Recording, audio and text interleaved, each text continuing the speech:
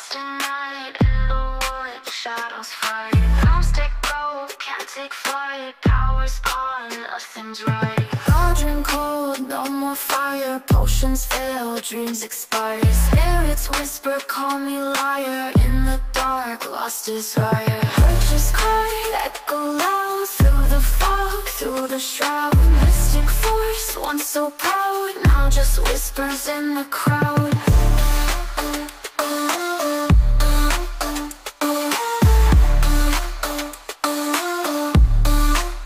Babalan TV. Hello Taurus, welcome po sa inyong reading. So this is for March 2025 reading. This is a monthly reading, no? Para po sa mga bago, don't forget to click the subscribe button, smash the like button, comment below kung kayo po yung nakaka-resonate, and hit the notification bell. Kung gusto niyo pong sumali sa ating live sessions, dun po yan sa ating kabilang channel, that is Babaylan TV, no? So pwede kayong magtanong doon. Ayan. Kung hindi nyo po maabutan, dito na lang po kayo magtanong sa ating comment section as long as the question po is answerable by yes or no. Pero wag po kayong matakot, no? Dahil doon po, pwede kayong sumali, napakabait ng community, no? Friendly sila. I want you to know that this is a general reading. So, pwedeng ma-resonate sa inyo yung buong reading, pwedeng bits and pieces lang, no? Take what's only yours. Taurus, bakit parang nandito ba tayo sa identity crisis or ano tawag doon? Midlife crisis, identity crisis or midlife crisis. Pwede rin naman. Kasi ang nakikita mo dito is parang bakit nangyayari ito sa akin? Ano yung nagawa ko para maranasan ko to? And which is something not good. Parang tinatamad-tamad tayong magbababangon ngayon, to a point na ayaw mong kumain, tinatamad tayong makipag-usap, ayaw mong mag-post. Ang tanging ginagawa lang natin dito, Taurus, is mag-browse at manood. Aminin mo, minsan nakakatamad maligo, no? Para bang nawalan tayo ng gana, no? To a point wherein kakagising lang, parang puyat palagi. Kahit sapat naman yung tulog, parang pagdilat pa lang ng mata mo, umikot lang ng konti, pagod agad. So, medyo nababatter ako sa ganitong sitwasyon. Dahil parang feeling mo ang bilis-bilis ng mga pangyayari. Parang kahapon lang ang saya-saya. Kahapon lang maayos ang mga bagay-bagay. Gumising ka na lang ng isang araw, nandito ka na sa isang sitwasyon na hindi mo alam paano ka napunta. There's a void, no, in your heart. Parang meron akong hinahanap na hindi ko alam. I feel empty. Siguro kahit na pinipilit ko, no, bumangon, medyo ang hirap. Yung parang everyday struggles, let's just say, baka nandun na tayo, crossing the boundary na rin of apektado na yung mental health, no? Medyo may mga anxieties, marami tayong mga iniisip, sleepless nights are also here, no? With the King of Cups, parang nakikita natin dito, ang hirap, either nahihirapan kang i-gist out, no, itong information dito sa taong ito, or sila mismo nahihirapan makakuha ng sagot sa iyo, to a point wherein ayaw mong magsalita, ayaw mong makipag-usap. Dahil ba ito, I feel like meron kang gustong alisan, meron kang gustong, hindi naman ito takasan, no? Gusto mo lang mawala itong feeling ng pain sa iyong puso.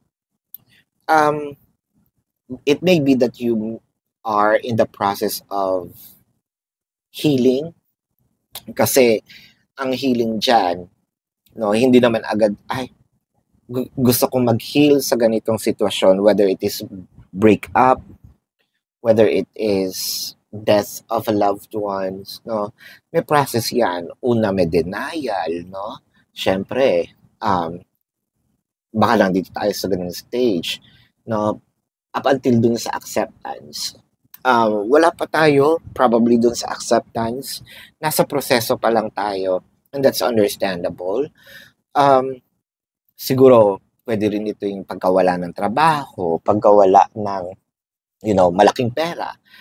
Totoo, nakaka-depress yun, no? Whether it is ikaw mismo. But I feel like, chances are, meron tayong contributions dito sa napagdaanan natin. Bakit kamo? Kasi parang I feel like this is a self-inflicted pain. Siguro sinasabi mo, no, kung pera itong nawala sa'yo. Sana pala naging much wiser ako, no? Sana pala inisip ko munang mabuti bago ko gastusin, bago ko ipahiram. Sana dito ko na lang pala ininvest, sana dito ko na lang pala ginastos, or sana nag-travel na lang ako, sana binili ko na lang ng damit, no, or what have you. No, parang I feel like either malaking pera or valuable sa iyo yun, pinaghirapan mo, no? Sa iba, they may think na, hindi naman ganun kalaki. Pinagpaguran ko yun eh. Hindi mo alam kung ano yung pinagdaanan ko doon, no? Para makuha ko yun. And you feel like medyo nakaka-stress dahil with the Two of Wands, medyo bigla-biglaan itong mga pangyayari. No, the lovers in here. It's supposed to be surpassing the challenges you tried, no? Pero parang it haunts you. Yun yung nakikita ko. No matter how you tried to forget about things, sinusubukan mo naman, hindi tayo nagpapatalo, pero dumadating talaga yung point na nagagapi tayo, no? Nitong lungkot. By the way, kung meron po kayong mga pinagdadaan na ganyan, no? And if you need somebody to talk to, nandito po sa description box yung mental health hotline, no? Libre naman po yun. Pwede kayong tumawag. But I also tried calling. Medyo mahirap talaga makakontak, no? But there is no harm in trying naman. Malay nyo, makaswerte kayo, no? Sometimes it's also good to speak to those people na hindi nyo kilala para for no judgment. And hindi naman kayo makikita doon, no? So, seek help kung nandoon po tayo sa ganitong situation. But then again, surpassing the challenges, pero parang you're trying to save things, saving your relationship, saving your money, pero parang ang hirap kumuha ng isang, let's say, contract, no? Kasi with the Page of Sword, contract, it may be contract yung trabaho, contract may be the source of income, no? Contract may be your relationship, no? What you wanted here is to be really stable. Siguro may part din na meron din ako dito nakikita na muntik na no? Muntikan ko nang makuha pero I failed. Bakit ba hindi ko pa tinuloy-tuloy, no? With the Page of Swords and the World card. Bakit yung parang sinasabi mo dito yung pinupursu natin, the more na mas gigilt nating ma-experience, maramdaman, the more na medyo nagiging mailap ito sa atin, no? Kung kailan tayo palapit ng palapit doon sa goal, parang lumalayo naman siya, parang nagre-repel. With the Nine of Pentacles, it's supposed to be a happy situation. Maybe there's just also something that yung parang sinasabi ko nga void dito. So if you're going to look around, no, I feel like maayos naman, no, ang ating buhay-buhay. Meron lang ikaw na hinahanap na or gustong ma-achieve na wala pa. Is this yung parang kailangan natin be grateful of small things? Baka masyado tayong nagdidwell, no, either sa past or so much in the future, pero wala tayo dito sa now. Try to think of ano ba itong mga dapat mong ipagpasalamat as of the moment, no? Dahil baka mamaya hindi natin naiisip na kung nasaan ka pala ngayon, no? Merong mga taong ipinagdadasal na sana nandoon sila sa iyong sitwasyon. Dapat maging happy. Hindi ko sinasabing wala kang saya, no? Or hindi ka nasa-satisfy. Everyone is expanding, no? Lahat naman ng tao. But I feel like nakakalimutan natin kung ano yung meron tayo, no? Meron tayong natutulugan, no? Meron tayong nakakain. But there's something in here, probably meron kang gustong alisan, no? It could be a toxic relationship, toxic family situation. Parang feeling mo na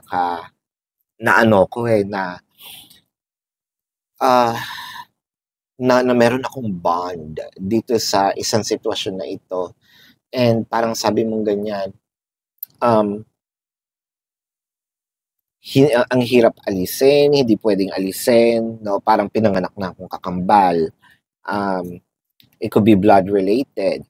With the Six of Pentacles, kung family naman ito, either pinapalayas ka ba, pinapaalis ka ba, kung relationship ba ito, pinapaalis ka ba, parang feeling mo doon dating ako nung may pera, no?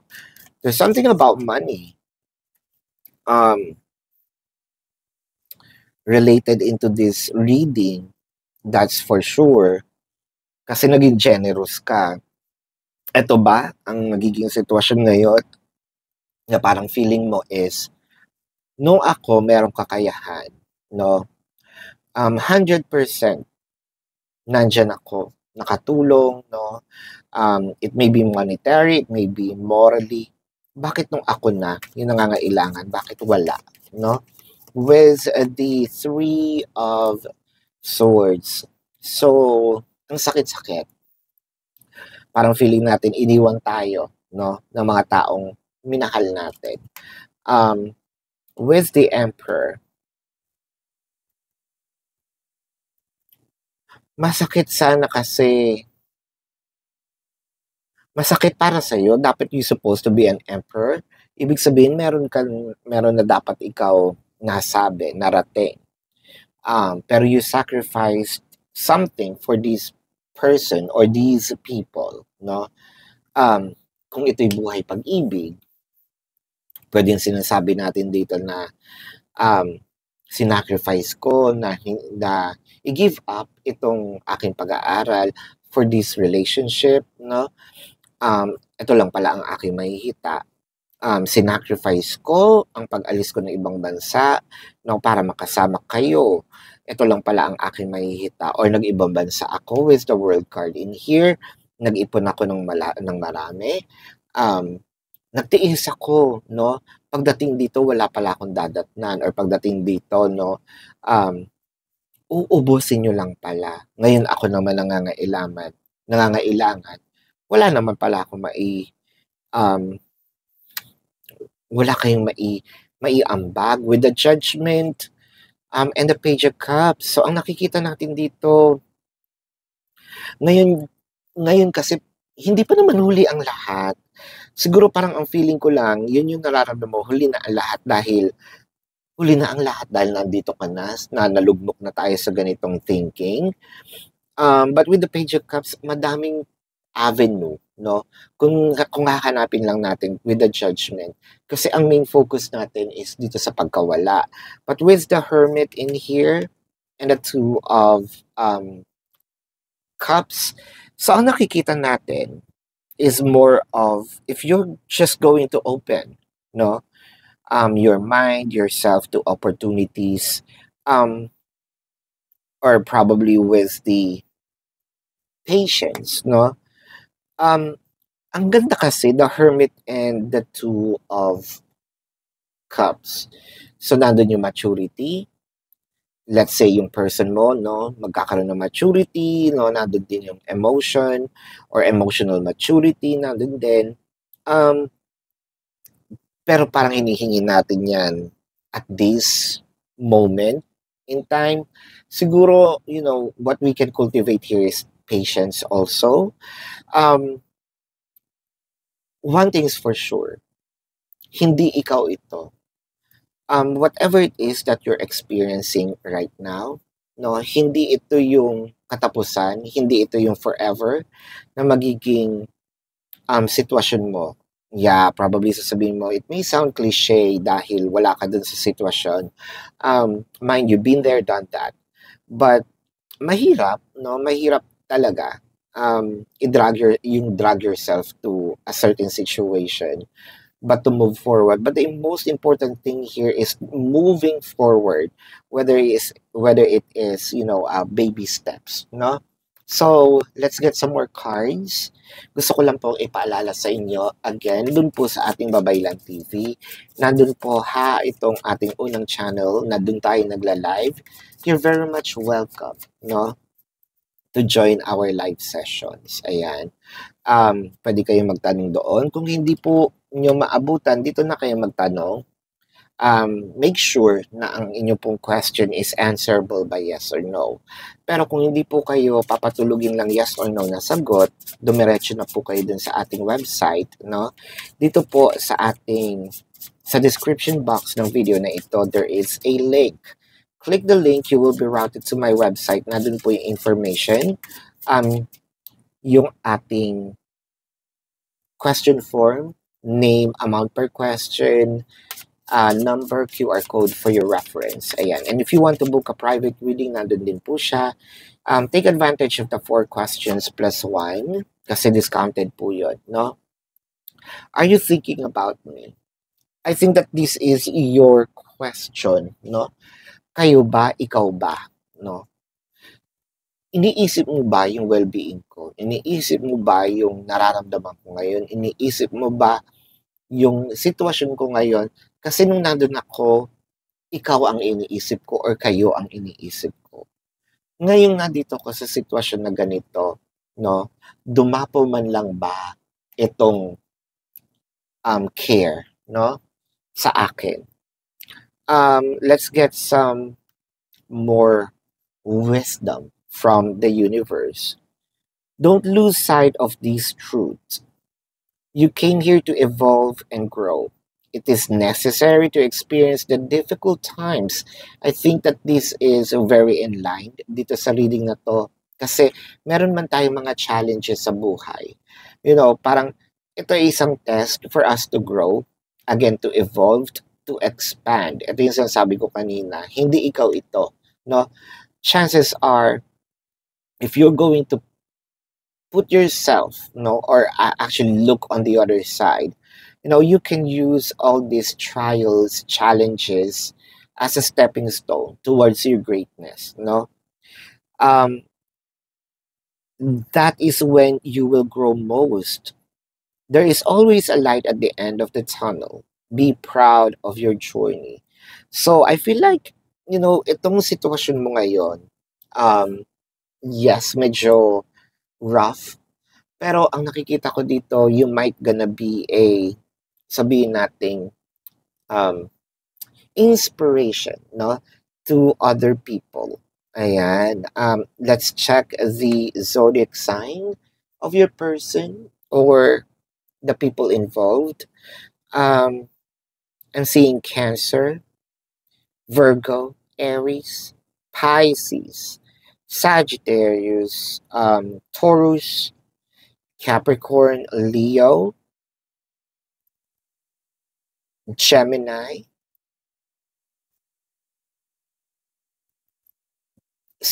no, hold up. Scorpio. Yan. So this is your reading. Love and light to you. Namaste. See you po sa susunod na readings. Goodbye.